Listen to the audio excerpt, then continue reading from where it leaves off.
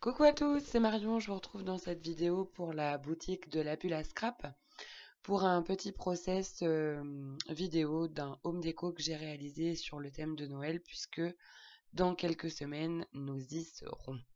Donc on commence à envisager les préparatifs de Noël à la maison et dans ma salle à manger j'ai un grand cadre, voilà que vous voyez ici. C'est un grand cadre en bois en forme de cœur et j'avais envie de le décorer à l'intérieur donc voilà ce que j'ai réalisé. Donc je vais vous montrer un petit peu comment je procède au niveau de mes décors en mix média en général et puis vous parler un petit peu des produits que j'utilise et puis une petite partie colorisation, ça va sans dire hein, puisque c'est un peu ma marque de fabrique. Donc c'est parti, on y va.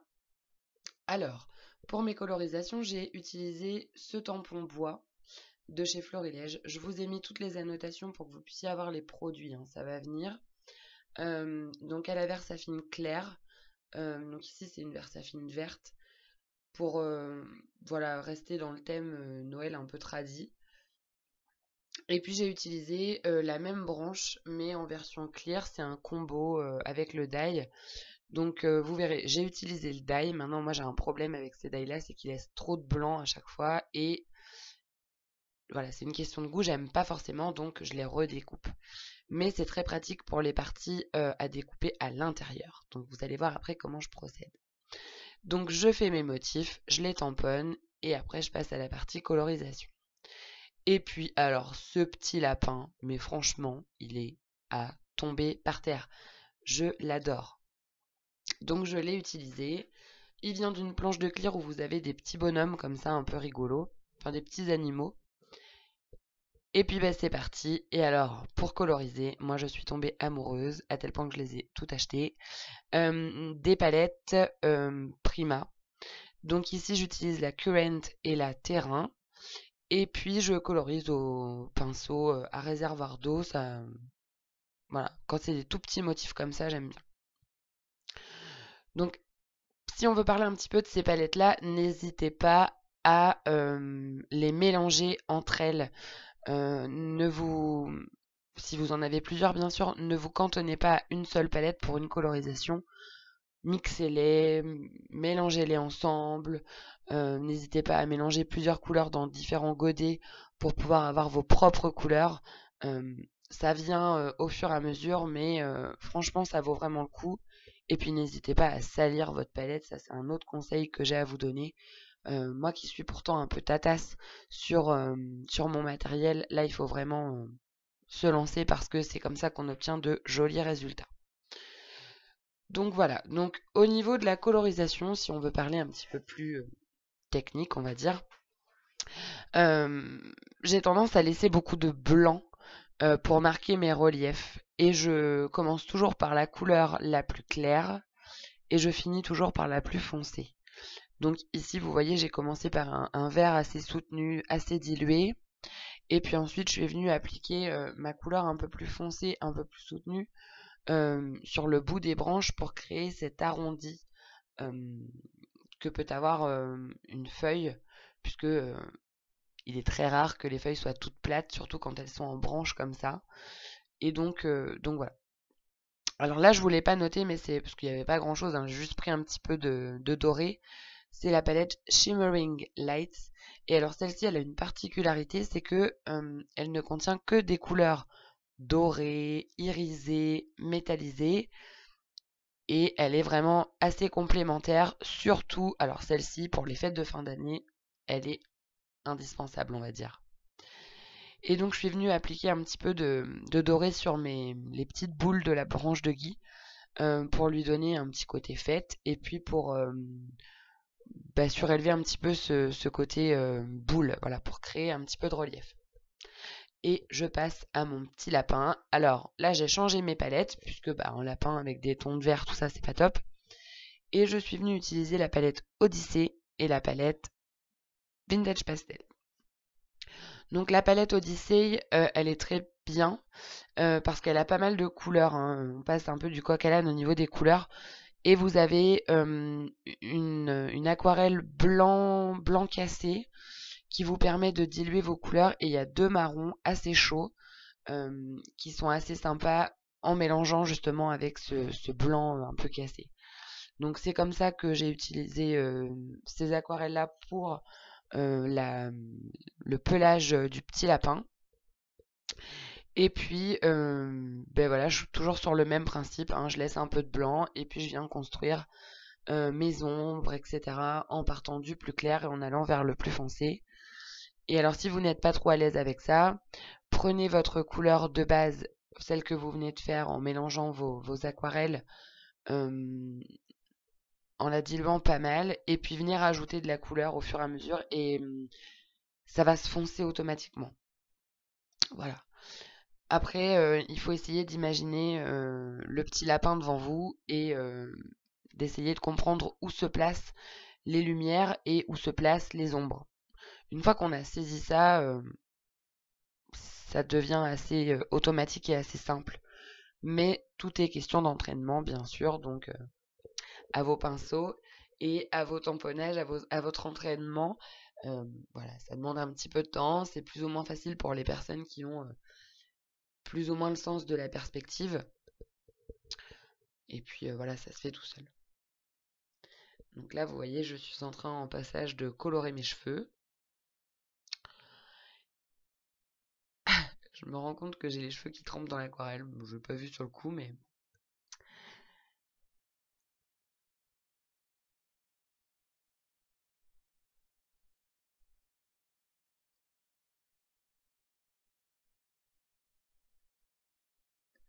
Alors, un truc qui est important aussi, c'est quand vous passez vos couches successives de couleurs, n'hésitez pas, hein, puisque c'est de l'aquarelle et que ça se refond à chaque fois avec, au contact de l'eau, à rediluer avec de l'eau pure très légèrement vos motifs pour que les couleurs puissent se fondre et aient un plus joli rendu. Donc là, je passe aux accessoires du petit lapin, hein, l'écharpe et le petit bonnet. Et j'ai utilisé ce rouge assez profond qu'il y a dans cette palette avec un petit peu de marron très très chaud.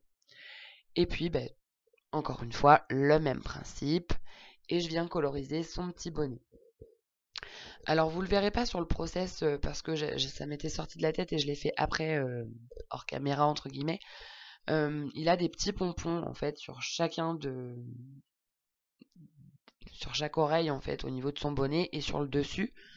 Moi, je l'ai pas colorisé parce que à la fin, donc j'ai collé 3 petits pompons, mais des vrais pompons, sur son bonnet pour lui donner un petit aspect plus réaliste.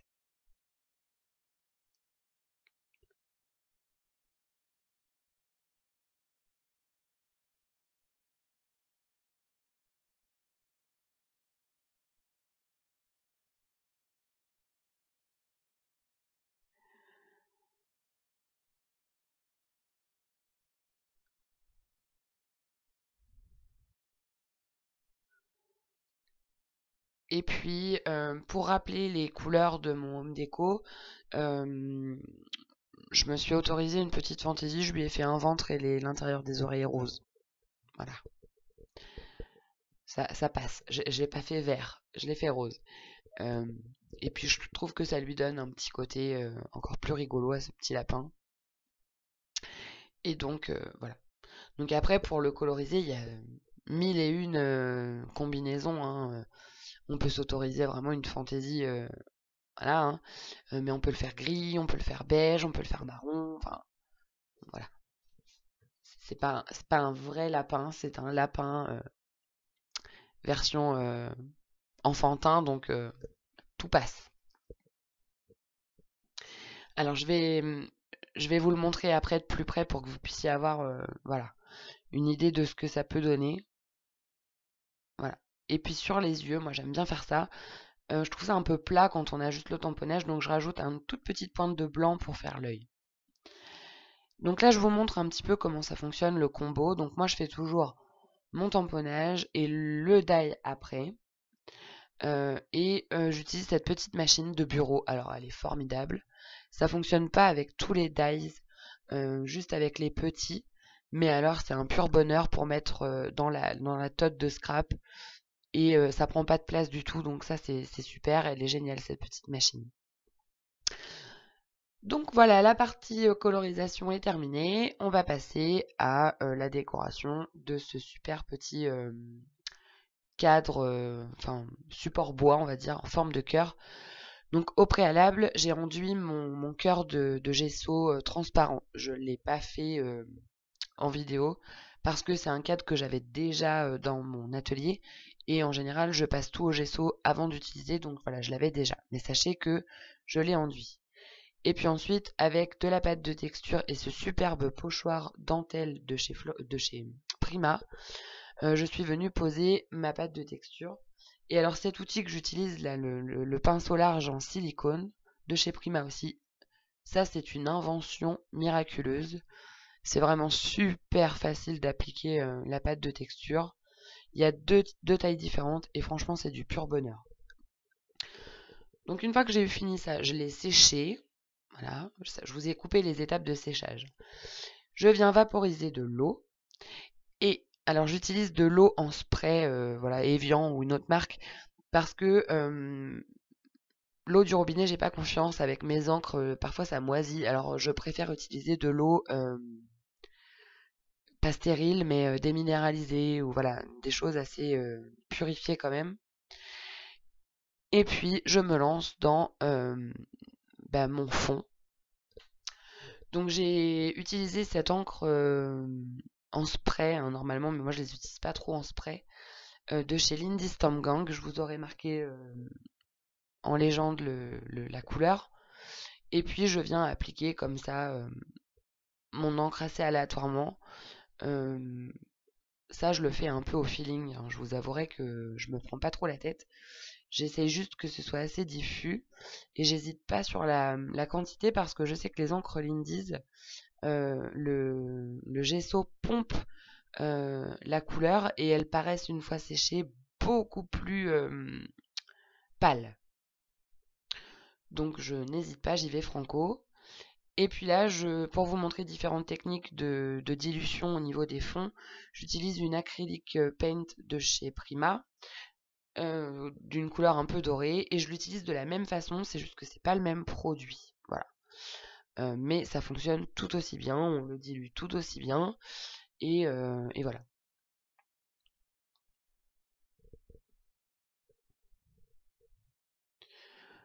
Donc au lieu d'utiliser de la pâte de texture tout à fait classique, quand on veut garder cet esprit un petit peu dentelle en blanc, on peut utiliser la pâte résiste qui, elle, va permettre de garder ce fond blanc.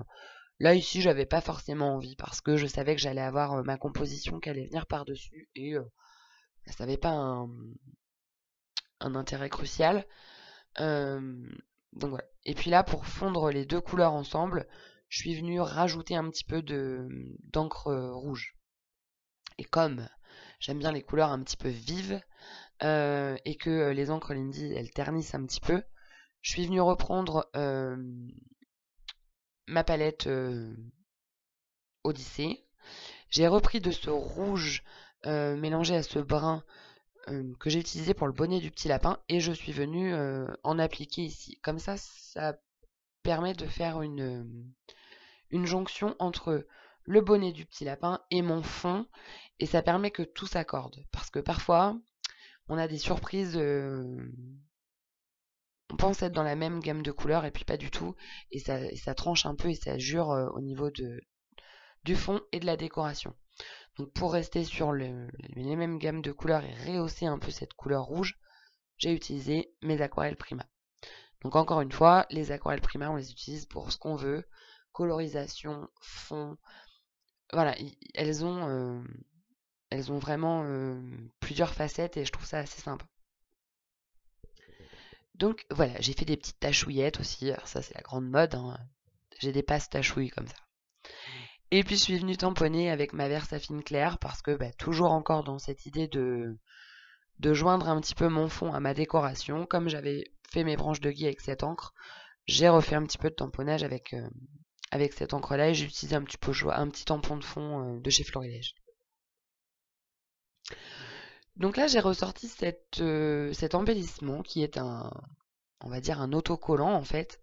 Ça s'appelle Say It in Crystal. C'est Prima qui faisait ça pendant un moment.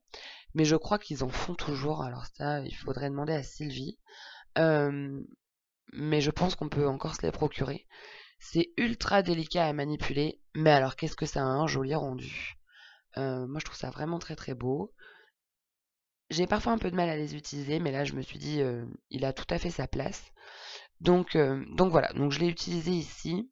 On peut les couper aussi, là je l'ai pas fait, mais on peut les couper et les mettre à différents endroits, ça passe très très bien. Là vous avez ma lumière qui est assez intense au niveau de mon bureau, donc ça rend pas trop, mais quand je vais commencer à bouger le home déco, vous allez voir que ça brille et ça fait très fête, puisque c'est un peu le but. Donc voilà. Et alors là, encore une fois, j'applique quelque chose qui est typique de mon scrap, c'est de la, en bonne normande, de la ficelle de lin. Donc ça ressemble un petit peu à du crin de cheval ou à mes cheveux l'hiver quand il fait très sec. Euh, et c'est super à utiliser dans le mix média. Si vous avez l'occasion d'en trouver un jour, je vous encourage vivement à l'acheter. C'est vraiment fin et délicat. Et en plus de ça, je trouve que ça apporte un superbe relief au mix média. Et j'aime beaucoup utiliser ça. Alors on peut le laisser tel quel en filin comme ça, euh, en fibre quoi. Ou alors on peut le crêper pour avoir comme des petites boules de ficelle et donner du volume. Enfin c'est un truc vraiment super agréable à utiliser. Moi j'adore ce truc là. Et puis bah, comme je vis au pays du lin, autant vous dire que j'ai facile à m'en procurer. Et donc je le colle au pistolet à colle. J'aurais pu utiliser du gel médium, mais ça j'ai pas confiance. Voilà, c'est quand même assez rigide, hein, mine de rien. Ça fait un peu fluide, mais ça ne l'est pas du tout. Donc j'utilise mon pistolet à colle.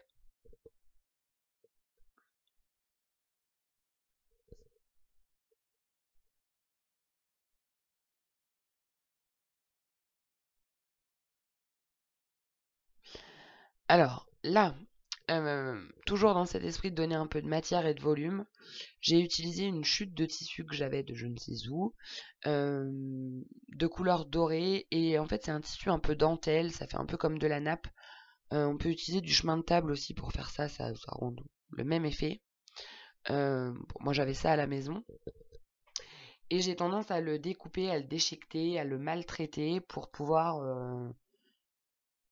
le rendre assez malléable. Voilà. Comme c'est pas quelque chose qu'on peut déchirer puisque celui-ci est assez solide, euh, voilà, je le déchiquete avec mon ciseau pour pouvoir lui donner une souplesse.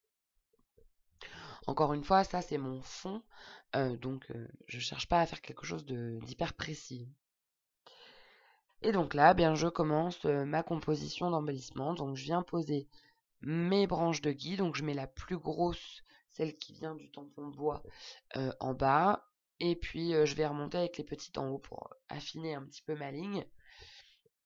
Et puis j'ai fait au préalable plusieurs découpes. Donc là j'ai fait des découpes dans du papier euh, un peu planisphère vintage là.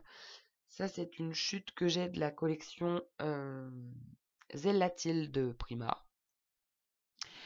Et j'aime bien faire des découpes dedans. Et comme j'ai mis des découpes blanches et dorées, je trouvais que ça rehaussait un petit peu. Voilà. Donc je colle mes branches de gui, mes petites branches toutes fines là. Donc là c'est des dies de feuillage lambda. C'est un peu un basique hein, quand on fait du scrap. Donc moi, j'en ai toute une collection et je trouvais que cela faisait assez hiver. Donc voilà. J'hésite pas non plus à détacher. Alors, je voudrais vous faire à couper mes découpes. Voilà, d'une découpe, j'en fais trois pour en mettre à différents endroits et que ça soit pas trop mastoc et que ça reste assez fin. Donc voilà, ça n'hésitez pas à le faire, c'est toujours assez intéressant.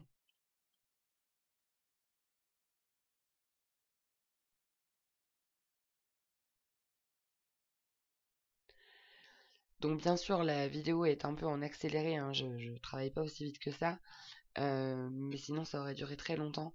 Donc là, je vous ai vraiment mis en accéléré, mais voilà. Donc là, bah, forcément, qui dit mix média dit fleurs, enfin pour ma part. Donc là, j'ai utilisé des roses de chez Prima qui ont un aspect un peu sucré, elles sont très jolies, de couleur beige, et deux fleurs, on va dire que j'ai essayé de faire des poinsettias. Ce sont des fleurs que j'ai fait moi-même. Donc j'ai pris un tampon fleurs un peu pointu, hein. Donc je crois que j'avais pris un tampon de fleurs de chez Florilège. Je l'ai fait en plusieurs fois sur du papier vert et du papier rouge. Et puis après je suis venue mettre des toppings, tout ça, et ça m'a donné ces fleurs. Donc voilà, je les utilise là. Je rajoute des petites boules un peu sucrées comme ça, que j'aime bien utiliser l'hiver.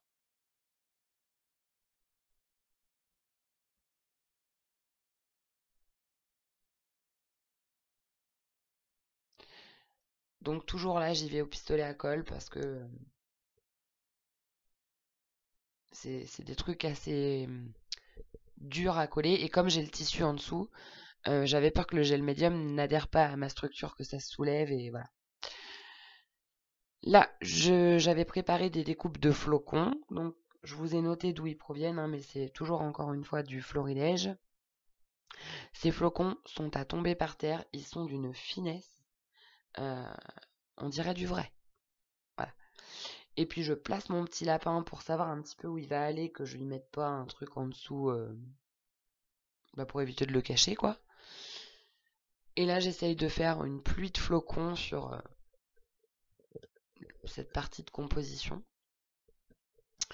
Alors sur la partie, alors vous sur l'écran, ça sera à gauche.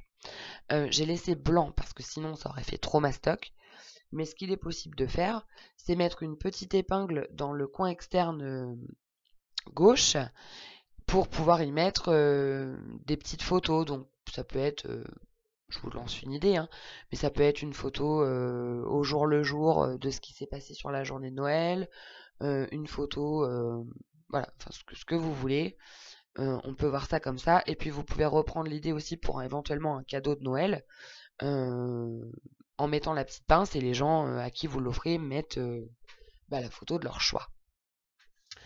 Donc là, je colle des boutons en fer qui ont un creux, en fait, une petite cuvette dans le milieu du bouton. Je m'en sers en fait d'embellissement. Après, je mets un petit strass, vous verrez, et on n'a plus l'impression que c'est un bouton. Voilà. Donc là, mon petit lapin, je l'ai mis en surépaisseur. Je vous ai passé un petit peu ce passage-là parce qu'il n'est pas très utile. Et puis là, je viens mettre des petites pommes de pin. Parce qu'il y a certains endroits où je trouve que c'est un peu trop lisse. Voilà. Et moi, j'aime bien le relief, donc voilà. Et puis, je rajoute 2 ou 3 petites fleurs Prima, des toutes petites, histoire de compléter un peu cette ligne d'embellissement. Et je procède tout le temps de cette façon-là. C'est assez récurrent. Voilà, c'est comme ça. C'est ma façon de faire. Ensuite, alors j'avais mis tous mes pots sur le côté, donc vous les voyez pas à la caméra, mais bon, je trouvais pas que ça avait un intérêt certain. Là, j'applique du gesso blanc, cette fois-ci, pour blanchir un peu ma composition et lui donner cet effet neige, puisque mettre des flocons et avoir un effet pas neige du tout, ça n'a aucun sens. Donc du coup, j'ai blanchi un peu mes embellissements. Et puis là, j'ai remis un petit peu d'encre rouge. Alors cette étape, elle est facultative, mais c'était pour vraiment créer du lien entre mon fond et mes embellissements. Voilà.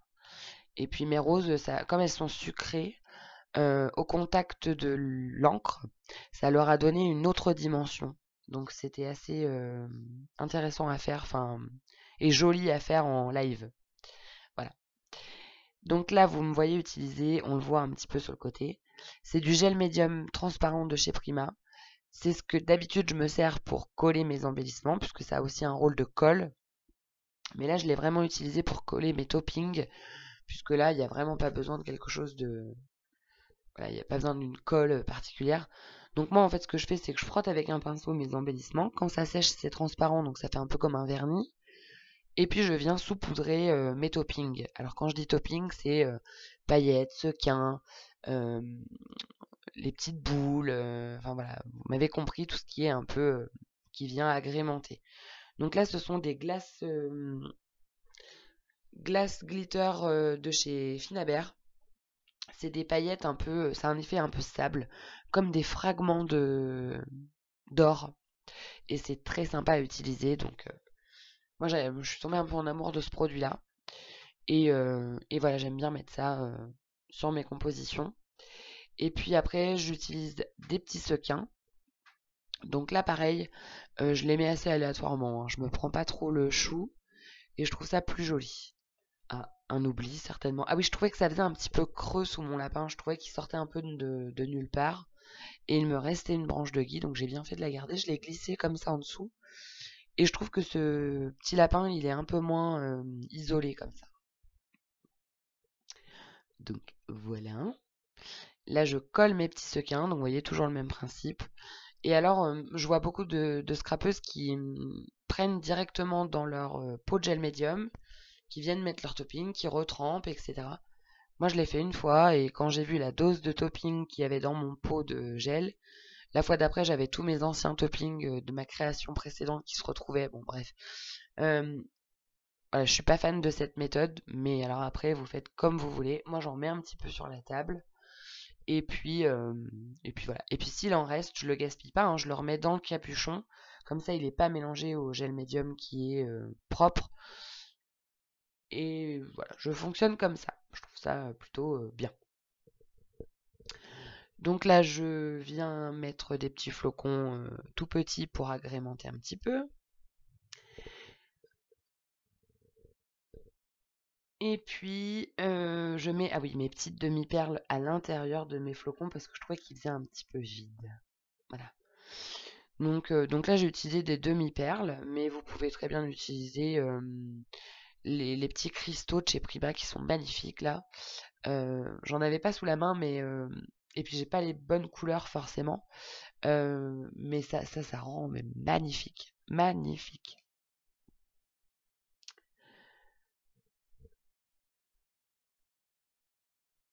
Et puis là, je viens coller des petits strass noirs à l'intérieur de mes boutons pour cacher le trou du bouton et avoir cette dimension vraiment embellissement.